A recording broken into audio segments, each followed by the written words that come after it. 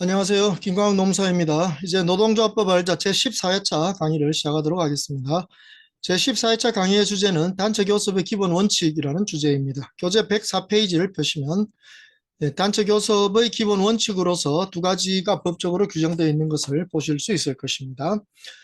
우선 신의성실과 권한 남용 금지의 원칙이라는 것이 노동조합법에 규정되어 있죠. 노동조합법 30조 제1항에 보시면 노동조합과 사용자 또는 사용자 단체는 신의에 따라 성실히 교섭하고 단체 협약을 체결하여야 하며 그 권한을 남용해서는 안 된다 이렇게 규정하고 있습니다.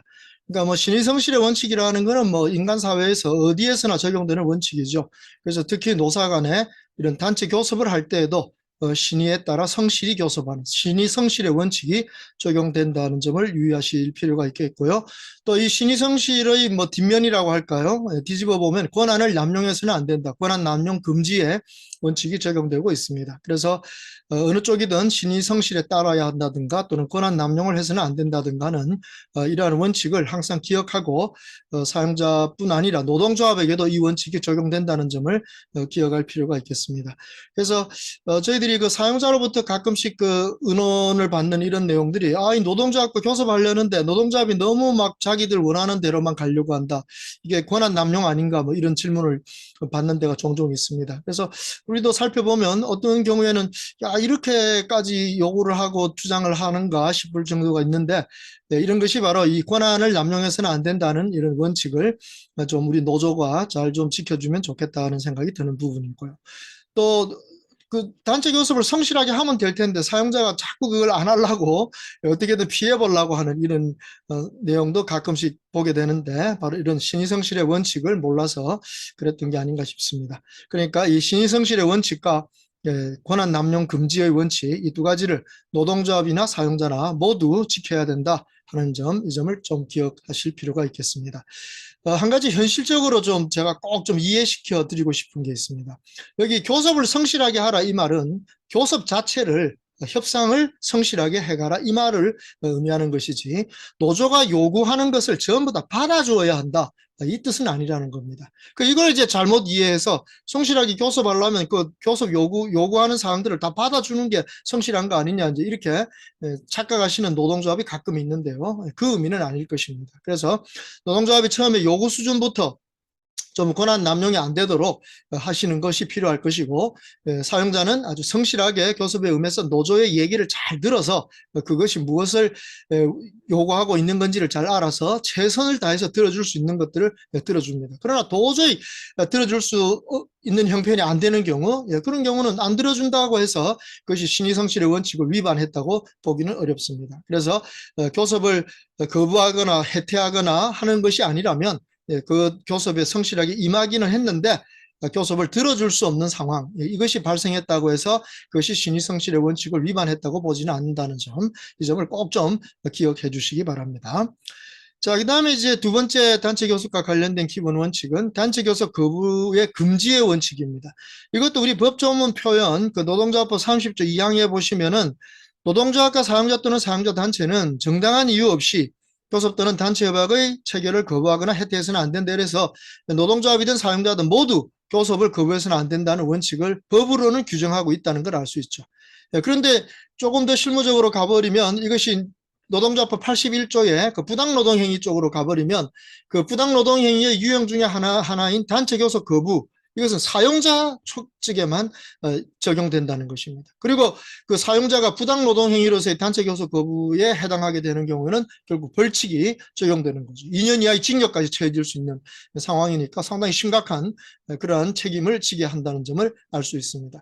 그래서 이 점에서 보면 이 노동조합법 30조 2항하고 그 노동조합법 81조 부당노동행위 쪽하고는 좀 뭔가 처벌에 있어서 균형이 맞지 않는 거 아닌가 네, 이렇게 보겠는데 본래 부당노동행위 제도라는 것이 이제 발생하게 된 그 근원이 사용자가 노동 3권을 침해하거나 방해하는 것을 막기 위한 그런 제도다 보니까 부당노동 행위의 주체로서는 주로 사용자가 인정되고 또 그러한 사용자의 행위에 대해서는 처벌할 수밖에 없게 되는 그런 상황으로 전개되었다고 보시면 되겠습니다. 그래서 그런 벌칙 자체는 사용자에게만 적용되지만 그러나 노동조합법 30조에 있는 이 단체 교섭 거부의 금지의 원칙은 이것은 노동조합에도 적용된다는 점을 잘 기억하실 필요가 있습니다. 그래서 우리 노동조합도 단체 교섭이 자기 마음에 안 든다고 해서 교섭을 하지 않으려고 하게 된다면 결국 교섭이 늦어지면 늦어질수록 단체협약 체결이 늦어질 수밖에 없게 되고, 그러다 보면 종전 단체협약이 효력이 만료되어서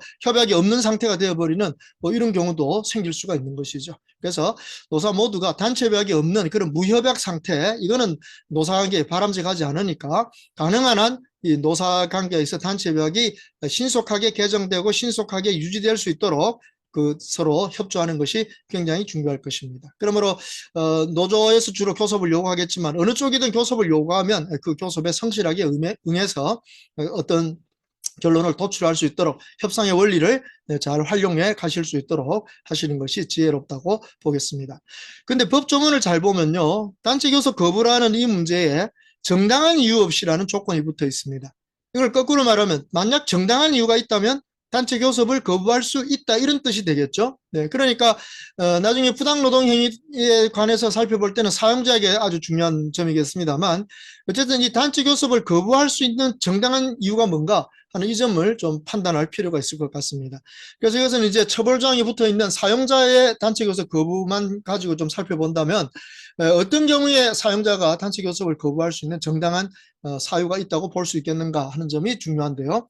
교재 105페이지에 보시면은 바로 판례에서 그 단체 교섭 거부의 정당한 이유에 대해서 이러한 판례를 내는 걸 볼 수 있습니다. 그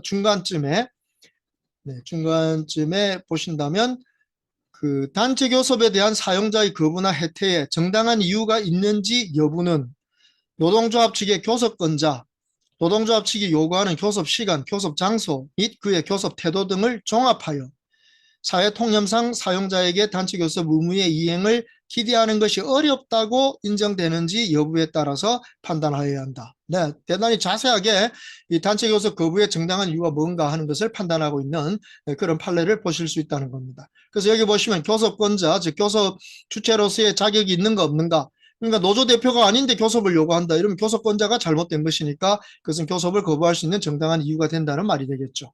또 교섭 시간, 교섭 장소 및 교섭 태도, 사용자의 어떤 집에서 교섭하자는 식으로 사용자의 사생활을 침해하는 방식으로 교섭을 요구한다면 그러한 시간이나 장소가 잘못됐다고 볼 수밖에 없습니다. 대낮에 회의실에서 할 수 있는 그런 교섭을 밤 심야에 어디 회사 창고에서 교섭하자, 이런 식의 요구를 한다면 그것은 이 교섭을 거부할 수 있는 정당한 이유에 해당할 수 있겠고요. 요즘은 좀 보기 드뭅니다만 전에 보면은 이 사용자와 노조 대표들, 교섭위원들이 교섭하고 있는 그 교섭회의장 둘레를 이 조합원들이 막 둘러싸가지고 꽹과리를 치고 막 징을 두드리면서 고함을 지르고 하는, 이런 식으로 해서 그 사용자를 좀 협박하는, 위협하는 그런 식의 분위기의 그 교섭이 있었는데, 이런 경우 사용자는 당연히 거부할 수 있습니다. 정당한 이유로서 거부할 수 있는 사유가 된다고 보겠습니다. 그러한 교섭 방식도 잘못된 것입니다. 이 판례를 잘 보시면은 한 가지 정당한 이유로서 빠진 게 하나 보이시죠? 뭔지 아시겠습니까? 바로 교섭 대상. 교섭 대상이 되냐 안 되냐, 요것도 판단해서 만약 교섭 대상이 안 되는 것을 가지고 교섭을 하자고 요구했다면 당연히 교섭을 거부할 수 있는 정당한 이유가 되겠습니다. 그래서 이 대부분 판례에서는 교섭 대상에 대한 사항은 빠져 있다는 점, 그 점을 주의해서 보시면 우리 실무자들이 특히 이 판례는 명심하시고 필요한 경우에 적용하시면 될 것 같습니다. 그래서 이렇게 교섭 거부 금지의 원칙, 이것이 노사 모두에게 어떻게 적용되는가 하는 점, 그 다음에 특별히 정당한 이유가 있는가 없는가 하는 문제는 이 사용자와 관련되어서 교섭 거부의 정당한 이유에 대해서 살펴보았습니다. 그것이 사용자가 교섭 거부하는 경우는 부당노동 행위가 되어서 처벌 대상이 될 수 있기 때문에 그 부분을 좀 더 확인해 보았습니다. 자, 이제 단체 교섭과 관련된 몇 가지 사항들을 조금 더 추가해서 보신다면 교재 106페이지에서는 단체 교섭의 요구 시기에 대한 법률 조항이 나와 있죠. 네, 거기에 보신다면 현재 있는 단체 협약의 유효기간 만료일 이전 3개월이 되는 날부터 교섭을 요구할 수 있다라고 노동조합법 시행령에서 규정하고 있는 걸 볼 수 있습니다. 이렇게 교섭을 요구하게 될 때 노동조합의 명칭과 대표자 성명, 또 주된 사무소의 소재지, 그리고 중요한 것으로서 그 교섭을 요구한 날 현재의 조합원 수, 종사 근로자인 조합원 수를 밝힌 문서로서 교섭을 요구하도록 되어 있다는 점 참고하시면 되겠습니다. 자, 그 다음에 특이한 조항으로서 노동조합법 30조 3항에 국가 및 지방자치단체가 기업, 산업, 지역별 교섭 등 다양한 교섭 방식을 노동관계 당사자가 자율적으로 선택할 수 있도록 지원한다 하는 이런 표현이 나와 있고, 또 단체 교섭이 활성화될 수 있도록 노력해야 한다 하는 이런 조항을 볼 수가 있습니다. 그래서 이 조항의 취지가 뭔가 생각해 보면, 국가 또는 지방자치단체는 노사 당사자가 교섭을 할 수 있도록, 또 그 방식을 자율적으로 선택할 수 있도록 좀 지원해 주도록 하라 이 말이죠. 그리고 단체 교섭이 잘 진행될 수 있도록 지원하게끔 활성화될 수 있도록 노력해야 된다는 점, 이런 점을 보여주고 있습니다. 그러니까 국가 또는 지방자치단체는 결코 노사의 단체 교섭을 방해해서는 안 되고, 오히려 거꾸로 더 활성화되어서 잘 진행될 수 있도록 도와주는 것이 아주 중요하다는 점을 기억하시면 되겠습니다. 그래서 우리나라 같은 경우 대부분의 경우에 있어서 이제 기업별 노사 교섭을 하는 경우가 많죠.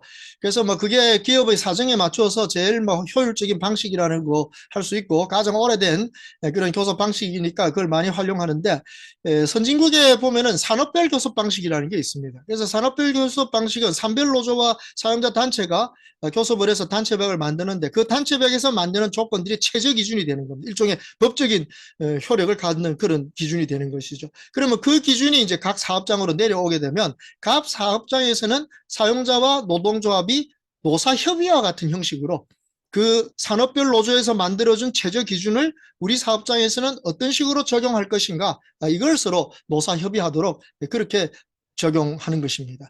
그러면 보통 경우 이제 산별 기준보다는 이 사업장 기준이 조금씩은 더 높아지는 효과가 있다고 이제 하는데요. 그거는 이제 어쩔 수 없이 그 각 사업장의 어떤 능력에 따라서 그 산별 기준의 최저 기준보다는 좀 높게 보여주는 건데, 여기 이런 산별 교섭 방식이 왜 의미가 있는가 하면, 이 산별 교섭을 하게 되면 만약 파업을 할 때에도 산별 단위에서 해야 된다는 겁니다. 개별 사업장에서는 파업이 일어나지 않는다는 것이죠. 그러니까 개별 사업장에서 산별 기준을 적용하기 위한 방식은 그건 교섭이라고 하지 않고 그건 일종의 노사협의로 보기 때문에, 그것이 결렬된다거나 의견이 달라진다고 해서 파업이 일어나지는 않습니다. 그래서 이 파업을 좀 줄이는 것이 사회적으로 아주 필요하다라고 할 때는 어쩌면 기업별 교섭 방식보다는 산별 교섭 방식이 더 효율적일 수도 있다는 게 그 서구 유럽에 있어서의 어떤 노사관계 선진국들의 경험이라고 볼 수도 있는 겁니다. 그래서 뭐 우리나라가 꼭 그걸 따라야 된다 이건 아니지만, 바로 그런 점들을 좀 참고해서 아직까지는 활성화되어 있지 않는 이 산별 교섭, 몇몇 산별 노조에서만 이 산별 교섭을 지금 주로 하고 있지 않습니까? 뭐 보건 노조라든가 금속 노조라든가 뭐 이런 금융 같은데, 이런 데가 이제 산별 교섭을 하는 뭐 대표적인 경우이긴 한데, 대부분의 경우 이제 기업별 교섭을 하고 있다 보니까 결국 항상 그 파업이 일어날 수 있는 이제 위험성을 안고 있다는 것이죠. 그래서 만약 우리 경제의 상황에서 정말 기업별 파업이 이렇게 자꾸 일어나는 건 안 된다, 정말로 이 기업별 파업이 안 일어나도록 하는 것이 경제 발전에 도움이 되고 노사 모두에게 도움이 된다라는 정책적 판단을 하게 된다면, 어쩌면 국가에서 이런 산별 교섭을 할 수 있는 어떤 바탕들을, 제도들을 좀 만들어 가는 것도 앞으로 우리 노사관계를 개선하는 한 가지 부면이 될 수도 있겠습니다. 그래서 제가 앞 시간에 그 얘기했듯이 그 단체 교섭을 위임하는 이런 기술을 좀 발전시키는 방법, 그 다음에 이런 산별 교섭을 좀 할 수 있도록 그 지원하는 이런 방식들, 이런 것들을 한번 검토해서 이것이 우리 사회의 노사관계에 특히 적합하다고 판단된다면 그런 쪽으로 좀 발전시키고 활성화시킬 수 있는 그런 방면을 좀 생각해 보면 될 것 같습니다. 자, 그 다음에 이제 단체 교섭과 관련된 또 한 가지 이제 문제는 이제 복수노조가 있는 경우 단체 교섭을 어떻게 하는가 하는 문제입니다. 그래서 여기에 관련돼서는 상당히 복잡한 이런 문제가 있기 때문에 이번 강의에서는 이 부분은 뭐 생략하도록 하겠습니다. 교섭 창구 단위라든가 공동대표 의무라든가 이런 중요한 그 법적인 쟁점들이 있기 때문에 이 부분에 대한 복수노조가 있는 경우에 단체 교섭과 관련된 부분에 대해서는 나중에 그 보충 강의 형식으로 진행을 하도록 하겠습니다. 지금 우리 교재를 보시는 분도 이 교재 구성을 보시면 이 복수노조와 관련된 교섭에 대해서는 바로 제7강, 즉 보충 강의에서 교재에 편성되어 있다는 점을 보실 수 있죠. 그래서 교재의 순서에 따라서 강의를 진행하다 보니까 결국 그 복수노조의 그 단체 교섭 문제에 대해서는 뒤쪽에서 강의를 하도록 하겠습니다. 그게 제 몇 강이 될지는 모르겠습니다만 나중에 그러한 강의를 보충하도록 그렇게 하겠습니다. 자, 일단 오늘은 여기까지 제 14회차 강의에서 이 단체 교섭의 기본 원칙들에 대해서 살펴드렸고요. 가장 중요한 것은 신의성실의 원칙, 권한 남용 금지의 원칙, 단체 교섭 거부 금지의 원칙이라는 점을 기억하시면 되겠습니다. 이 협상이라고 하는 것에 대해서 한 가지 힌트를 드린다면, 어떤 사람들은 협상의 정의를 내릴 때 자신이 원하는 것을 얻기 위해서 상대방을 설득하는 기술, 과정 뭐 이렇게 설명을 합니다. 그런데 세계적인 협상 전문가들이 쓴 그 협상의 비결에 대한 책들을 읽어보면요, 이 자기가 원하는 것을 얻기 위한 과정, 이것은 협상을 실패하는 원인이라고 합니다. 왜냐하면 협상에서는 원하는 것을 얻기는 참 힘들다는 거죠. 그리고 상대방을 설득한다는 것도 참 어렵다고 봅니다. 그래서 협상 전문가들은 이 협상을 이렇게 정의를 하더라고요. 참 흥미있는 정의인데요. 당사자가 필요로 하는 것, 필요로 하는 것을 해결하기 위해서 같이 공동으로 문제를 해결하는 과정이다. 이렇게 표현을 하더라고요. 그러니까 상대방을 설득하려고 하는 것보다는 그 어떤 필요 사항을 공동의 문제로 보고 그 문제를 어떻게 같이 푸는가, 이렇게 접근하면 협상은 항상 성공하게 된다. 윈윈 협상을 하게 된다라는 뜻입니다. 이 참 시사하는 바가 큽니다. 우리 노사가 그동안 단체 교섭은 주로 원하는 것을 얻기 위해서, 안 주면은 그냥 투쟁으로 나가는 이런 방식으로 교섭을 해왔는데, 그리고 사용자 측에서는 무조건 못 주겠다 하는 식의 이런 식의 거부를 해왔는데, 그러면 노사관계가 엄청나게 험악하게 된 거죠. 근데 잘 생각해보면 이 기업에서 노사관계를 유지하고 향상시켜 가기 위해서 반드시 필요한 것이 뭔가, 이걸 노조가 잘 모아가지고 그걸 사용자한테 요구를 해서 이것이 필요하다는 점을 입증하게 되면 그냥 사용자는 그건 뭐 두말할 거 없이 그건 들어주셔야 되는 겁니다. 이게 필요하다고 하는 거는 원하는 거하고 다른 거예요. 그래서 필요에 대해서는 반드시 사용자가 들어주도록 이렇게 한다면, 그러면 훨씬 더 교섭을 신속하게 할 수 있을 거고, 그러면 그 필요를 해결해 주는 방식이 사용자가 혼자 해결하느냐, 그게 아니라는 거죠. 공동으로 해결해야 된다. 공동의 문제 해결 방식이다 하는 점을 이해하시면 좋습니다. 좀 더 쉬운 예를 제가 들어드리겠습니다. 자, 노조가 임금 인상 10%를 요구를 합니다.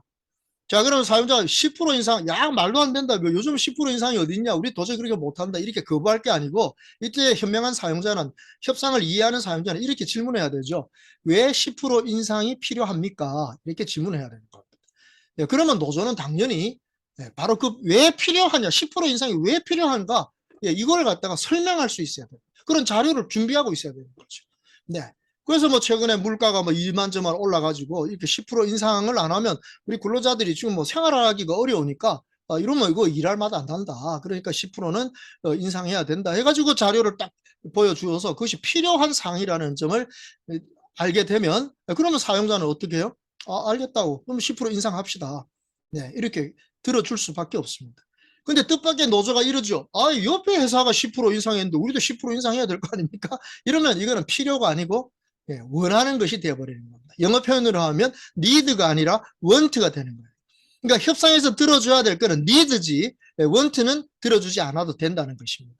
그러니까 노조가 요구를 하는 전략을 짤 때도 need를 들어줄 수 있도록 요구를 해야만 그것이 협상이 제대로 되는 거지, 원트만 나열해가지고는 그 협상은 제대로 될 수가 없다는 거, 이런 요령을 좀 잘 알아두시기 바랍니다. 자, 그러면 방금 예에서 임금 인상 10%의 그것이 니드라는 것이 밝혀졌습니다. 여러 가지 자료에 의해서. 그럼 사용자가 그걸 들어주는 것이 가장 현명한 방식입니다. 근데 이때 혼자 들어주면 안 된다. 그 문제를 혼자 해결하면 안 된다는 거죠. 그러면 현명한 사용자는 다시 노조에 이렇게 질문합니다. 자, 우리가 임금 인상은 10% 해주겠습니다. 그러면 노조는 무엇을 해줄 것입니까? 이렇게 질문해야 되는 겁니다. 그러면 이 노조가 어떤 대답이 나와야 될까요? 정상적인 노조라면, 아, 임금 인상을 그렇게 해주신다면 우리도 생산성을 더욱더 향상시키도록 노력하겠습니다. 우리 회사의 자원들을 아껴서 쓰고 낭비하지 않고, 그리고 우리가 좀 더 효율적으로 일을 함으로써 생산성을 높이는 방식으로 회사를 도와주도록 하겠습니다. 이렇게 해서 그 임금 인상 10%라는 그 문제를 노사가 같이 풀어주는 공동의 문제 해결 방식으로 협상을 진행하게 된다면, 그런 협상이 완성되었을 때 노사 모두가 얼마나 기분이 좋겠습니까?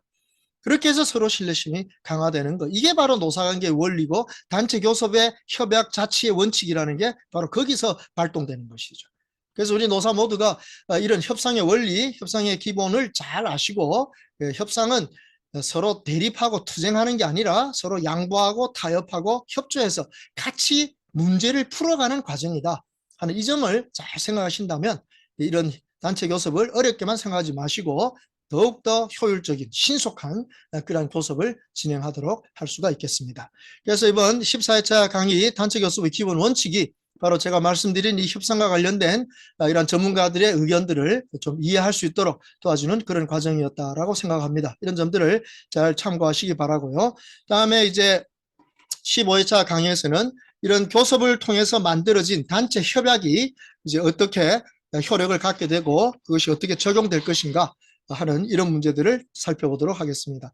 아마 우리 노동조합법 강의 중에서 제일 중요한 강의가 바로 이 15회차 강의 때부터 한 6번에 걸쳐서 진행되는 그 단체 협약의 효력과 관련된 그런 강의라고 볼 수 있겠습니다. 그래서 지금까지 강의를 잘 들어주신 분들 모두 고맙습니다만 반드시 이 15회차에부터 나오는 이 강의들, 단체 협약과 관련된 강의들 정말 잘 들어주시고 이걸 정말 우리 현장에서 제대로 적용할 수 있도록 그렇게 역량을 갖춰 주신다면 아주 멋진 상생하는 노사관계를 이끌어 가실 수 있을 것이라고 저는 확신합니다. 그래서 15회차 강의 단체 협약의 성립과 적용에서부터 다시 만나 뵙도록 하겠습니다. 감사합니다.